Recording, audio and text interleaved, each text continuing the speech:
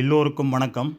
இன்று அதாவது 17 ஜூன் 2025 ஆண்டு தெல்லிப்பளை ஸ்ரீ துர்காதேவி அம்பாள் தேவஸ்தானத்தின் தலைவர், சிவபூமி அறக்கட்டளையை வழிநடத்தி செல்பவர், செஞ்சொற் செல்வர், தமிழ் மக்கள் எல்லோராலும் அறியப்பட்டவர், இன்று தமிழையும் சைவத்தையும் வளர்ப்பதில் முன்னிலை வகிப்பவர் கலாநிதி திரு ஆறு திருமுருகன் அவர்கள் கனடா மிசிசாகாவில் தமிழ் முதியவர்கள் முன்னிலையில் ஆற்றிய கலகலப்பான, முதியவர்களை சிந்திக்க சிரிக்க வைத்த உரையின் ஒரு பகுதியை நீங்கள் இங்கே கேட்கலாம்.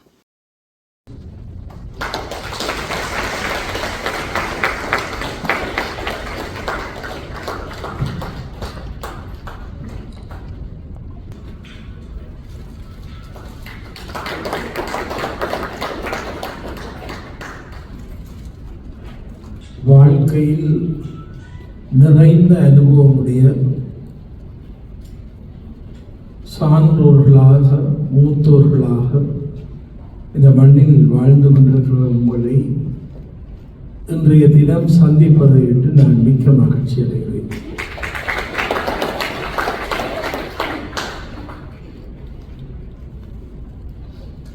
எனது தாய் தந்தையரை சந்தித்தது போன்ற ஒரு ஆனந்தம்.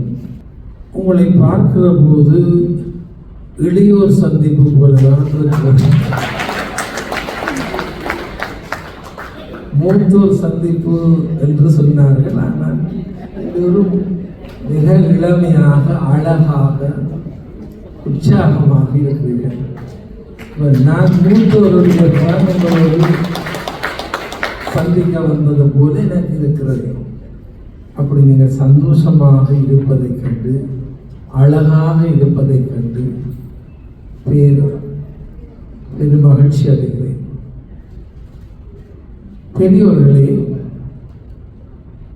நான் இன்று இந்த மேடையிலே நின்று உங்களோடு பேசுகிறேன் என்றால், என்னை ஆளாக்கிய தாய் தந்தை, எனக்கு அறிவு தந்த ஆசிரியர் பெருந்தகைகள், என்னை ஆற்றுப்படுத்திய மூத்தோர்கள் ஒவ்வொருவரையும் நான் நீள நினைந்து கொள்கிறேன். நான் சிறு வயதிலேயே நல்ல சான்றோர்களோடு பழகுற வாய்ப்பு பெற்றவன். அது ஒரு புண்ணியம். நான் இந்த மூத்தோர் சொல் கேட்டது என்பதை இன்றைக்கு வரை கையாளுறேன். என்னுடைய முதியோர் இல்லம், எனக்கு 2 முதியோர் இல்லம். அங்கே இருக்கிற மூத்தோர்களே நான் போயிருந்து காயப்பேன். நல்ல அனுபவங்கள் சொல்லுவேன்.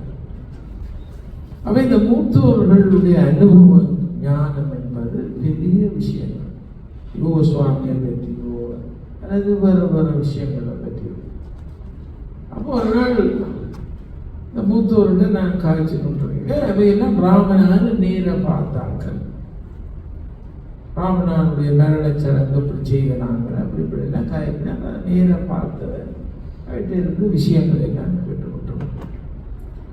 அப்போதான் அவருக்கு இந்த யாழ்ப்பாணத்துக்கு ரயில்வே போடுறத பற்றி காய்ச்சல். 1909 நாகக்குடி மட்டும் ரயில்வே போட்டாச்சு.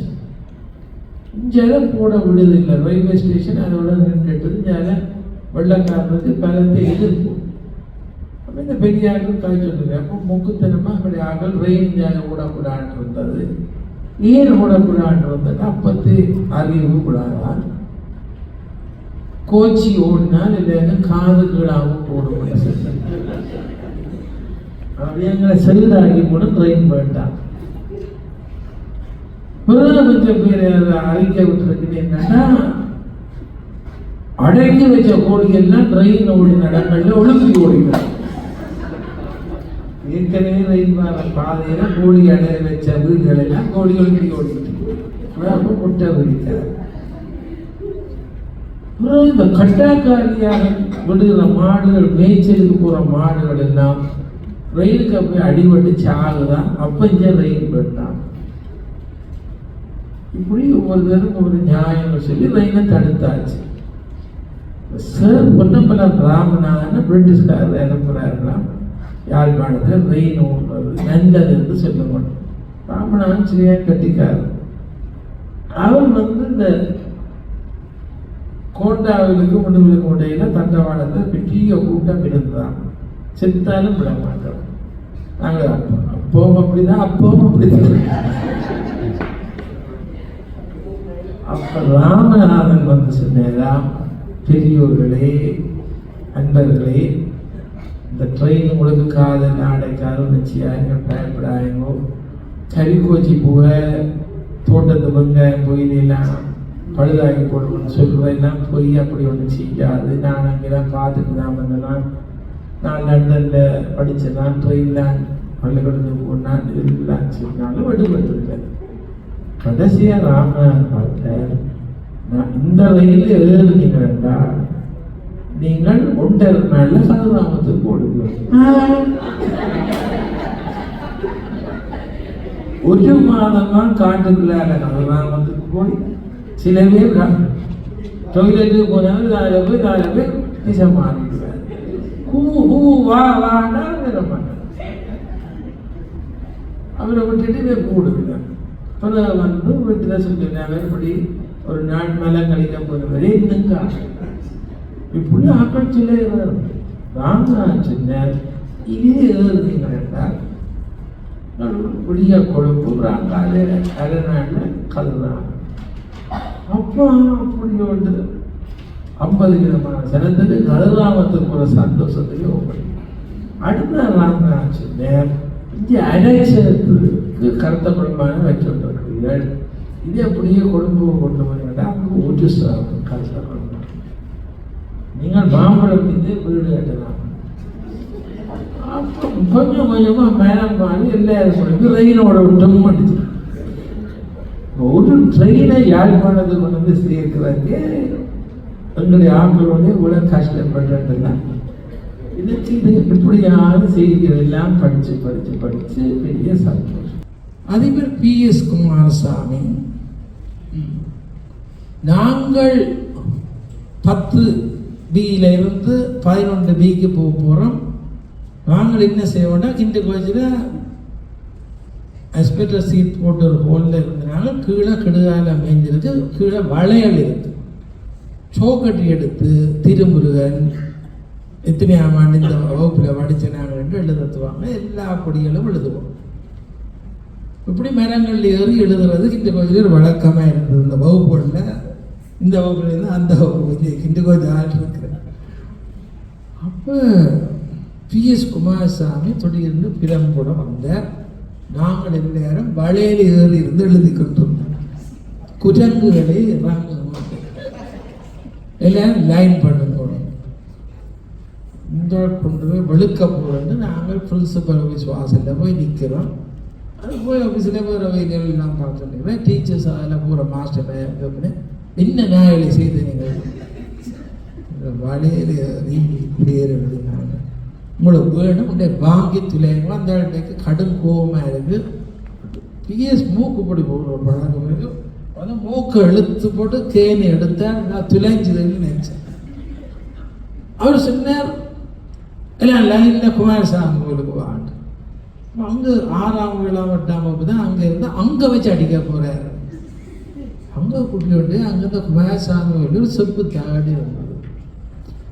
அதில் சிவா பசுவதின்ற பேர், அதில் ஒரு பெரிய சர்வானந்தான்ற பேர், அதில் இந்த பழைய மாணவர்கள் இவ்வளோ பேர் போலவே இந்த பள்ளிக்கூடத்தில் குமாரசாமி கட்டுறதுக்கு எப்படி உதவி செய்த வேண்டும். அந்த செப்பு தாகடு யுவேந்திரா துரைசாமி சாமன் அவருக்கு இளவேண்ட பேர். இந்த நாயடே படித்து மனுஷராக வந்தால் இப்படி செப்பு தாகட்டில் இங்கே போட்டுவாங்க. வருஷம் அதை கொண்டு நட போகணும். இதில் ஒரு புது பில்டிங் வேற போகும். சோக்காலி எழுதி நீங்கள் கல்லில் பொறிச்சு போட்டு போகிறோன்னு நினைக்கிறீர். இதெல்லாம் பிடுங்கி போடுவாங்களா? படித்து இப்படி வந்தீங்கன்னா நாளைக்கு ஒரு செப்பு தாட்டில் ஒரு கல்லில் அந்த பேர் இருந்தால் அதுதான் பெருமை. இதுதான் PS. ஒரு அடியும் போடையில ஒரு நல்ல விளக்கம் சொல்லி போட்டு போகிறேன்.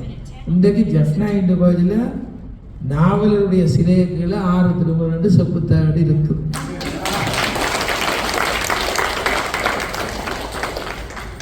பல இடங்கள்ல இந்த பேர் அந்த அந்த திறந்தறிஞ்ச கட்டினார் அந்த செப்பத்தாண்டில் இருக்கு. வளையல் எழுதினால்தான் நான் அப்படியே இருந்துதான் இன்றைக்கு சிவர் வழி எழுதி கொண்டு இருந்திருப்போம்.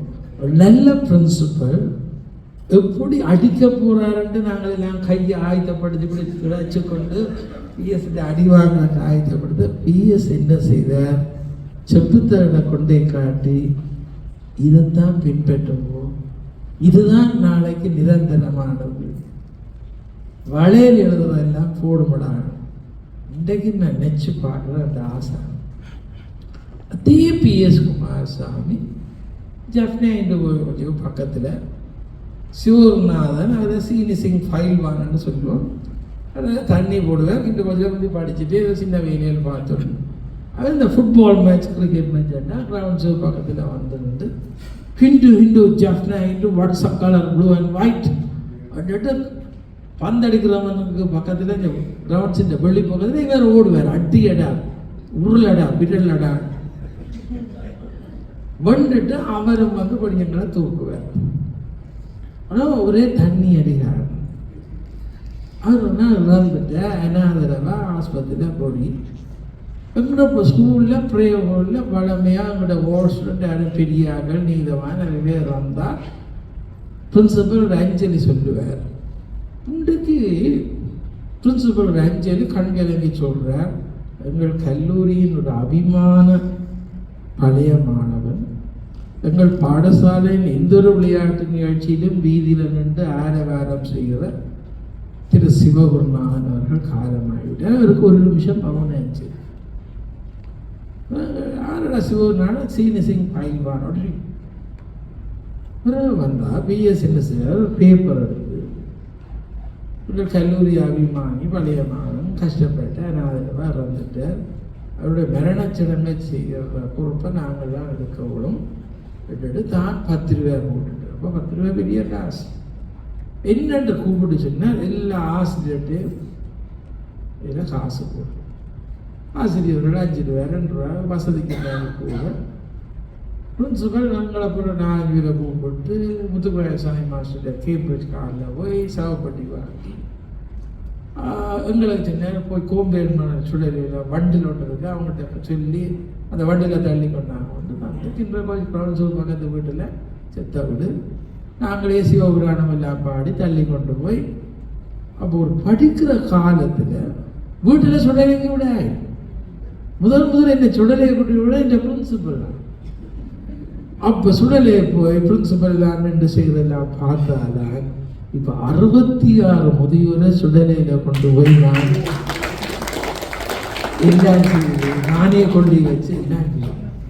அப்போ இந்த அனுபவத்தை தந்தது நாங்கள் இப்போ எனக்கு திருமணம் பெரிய அனுபவம், எந்த அனுபவம் எந்த ஆசான்கள் எனக்கு முன்னால் வாழ்ந்தவர் நான் அந்த பொடியை கொண்டே அடைக்கணும்.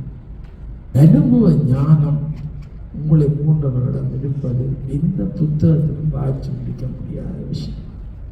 அதனாலே தான் இப்போ அவருடைய முதியோர் இல்லத்திலே ரயில்வேல வேலை செய்த ஆட்கள் 3 பேர் எதிர்பாராமல் ஒரு ஸ்டேஷன் மாஸ்டர், ஒரு இன்ஜின் டிரைவர், இன்னும் ஒரு ரயில்வே கார்டு என்பது முதியோர் 3 பேருக்கும் வேலை. அன்றாஜபுரத்தில் இது தெரியுமோ அம்மாவுக்கு, அங்கே அந்த அந்த ஆக்சிடென்ட் தெரியுமோ, அந்த இன்கொயரி எப்படி தெரியுமோ, ஆர்மன் தம்பி என்ன செய்தோன்னு தெரியுமோ, வேறு என்ன இவர் நிறைய ரயிலை பற்றி காய்க்கிறேன். நான் போய் ஒரு நாள் பக்கத்தில் இருந்தால் சுவையான கதை சொன்னேன். ரயில்வேயில் சொன்னேன், மகாத்மா காந்தி இந்த அஸ்தியை யாழ்ப்பாணத்தில் கரைக்கிறதுக்கு 47ஆம் ஆண்டு அஸ்தி கொண்டு வந்து கொழும்பில் வச்சு விவானந்த சபை அங்கே வச்சு அஸ்தி. இப்போ ரயில்வேல பெரிய சூப்பரிண்டென்டாக இருந்தவர் யாழ்ப்பாணத்தில். அந்த பெட்டி, இந்த பெட்டியில் அஸ்தி ஒரு சும்மா சின்ன பெட்டியில் வருது.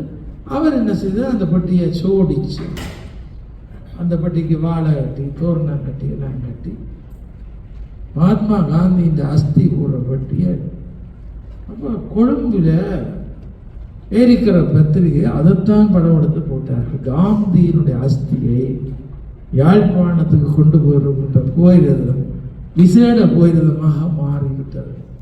ஒரு தமிழ் உத்தியோகத்தர் அந்த பெட்டிக்கு செய்த அலங்காரம் அப்படி வரும். இது என்ன ரயில்வே ஆட்களை கண்டு சின்ன விஷயம். அப்போ ரயில்வே ஸ்டேஷனில் வேலை செய்கிறவர்கிட்ட இருந்து உங்களை வரலாறு எடுக்கலாம், பிரின்சிபல்கிட்ட இருந்து வரலாறு எடுக்கலாம், ப்ரொஃபஸர்ஸ்கிட்ட இருந்து வரலாறு எடுக்கலாம். எனக்கு இப்போ கவலை, இஞ்சி எல்லா பலகாரமும் கடையில் விற்கிது. ஏன்னா பலகாரம் சுட்ட நீங்களெல்லாம் மிச்சம் வந்து நாங்கள் பான் தின்று கொண்டு இருக்கிறோம். நாங்கள் பானைத்தான் தின்றோம். அப்படி இல்லைன்னா மிக்சர் ரெண்டு எல்லாம் கலந்துடும். விளையாட மிக்சர் அங்கே கல்யாணத்தில் வைப்பாங்க, கடலையை தேடு முழுக்கத்து. இஞ்சி பார்த்தா இவர் ஒரு நாளும் விளையாடம் வாங்கி கொண்டாரு, சுட சுட கொண்டாரு. இது என்னோட ஆச்சரியம். விளையாட சுடக்கூடிய வேஞ்சி இருக்கிறீங்க, நல்லா மேக்கப் போடக்கூடிய வேஞ்சி இருக்கிறீங்க, நல்லா படித்த வேஞ்சி இருக்கிறீங்க, நல்ல அனுபவமான இருக்கிறீங்க. இப்போ அங்கே சச்சங்கம் கூடவே ஆட்கள் இருக்குது. ராமநாமத்தில் போய் இந்த கரைகள்லேருந்து அப்படி கல்விமானம் காய்ச்சாங்க. இப்போ ஒரு கல்விமானம் காய்க்க மாட்டேன். இப்போ எல்லாரும் ஸ்மார்ட் ஃபோனில் தனியாக காய்ச்சிட்டு இருக்கிறாங்க. ஒன்றையும் பகிர்றாரு. தனியாக வீடுகளில் பிள்ளைகளையும் வெளிநாட்டுக்கு அனுப்பி கூட தனித்தனியாக இருக்கிறார். யாழ்ப்பாணத்தில் ஒரு மரண வீடு நடந்தால் கூட ஆச்சரியமாக இருக்குது. நான் எனக்கு நேரம் கிடைக்கிறது இரவு தான் மரண வீட்டாக போகும். அந்த மரண வீட்டில் வீட்டுக்காரர் கதவை போட்டு உள்ளுக்கு பொடியோடு இருக்குது. ஒரு காலம் ஒரு ஆள் இறந்து விட்டால் பந்தல் எல்லாம் போட்டு கதிரி எல்லாம் போட்டு ஆக்கள் எல்லாம் வந்து இஞ்ச பொடியை கேண்ட பண்ணிட்டு இருக்கிறீங்க. அவங்க கேண்ட ஒன்றும் விடாது, வீட்டுக்குள்ளேயே வச்சுக்கொண்டு அவையே சமைச்சு சாப்பிட்டு கொண்டு விட்டியார் உறவினர் இல்லை ஓண்டு முந்தி கட்டி பிடிச்சி இல்லை அம்மா மேலும் அழுவினர். அவையாவே தங்களோட துன்பத்தை கட்டி பிடிச்சோன்னா உப்ப அறிவினர். அப்புறம் உங்களோட ஆட்சி செத்ததுக்கெல்லாம் மக்கள் வந்து அழியினர். ஆனால் அழைய கேட்ட சாமி செத்தது ஆட்சி. அப்போ நான் யார் ஆட்சி செய்ய அவன் தன் புருஷனை நினைச்சு அழுகிறான். முந்தி ஒப்பாரி கட்டிப்பிடிச்சு அழுகிறதுல அவரவர் தன்னை வீட்டில் நடந்த துன்பங்களை போயிட்டு இப்போ கடவுளை என்ன அழவும் ஆகும். அழுகுற சத்தம் எங்கேயோ கேட்கும். இதுதான் பெரியோர்களே,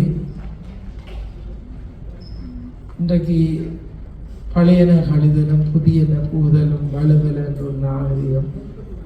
நாடு கடந்து விட்டோம், தேசம் கடந்து விட்டோம், அப்படியோ எத்தனையோ கஷ்டங்கள்.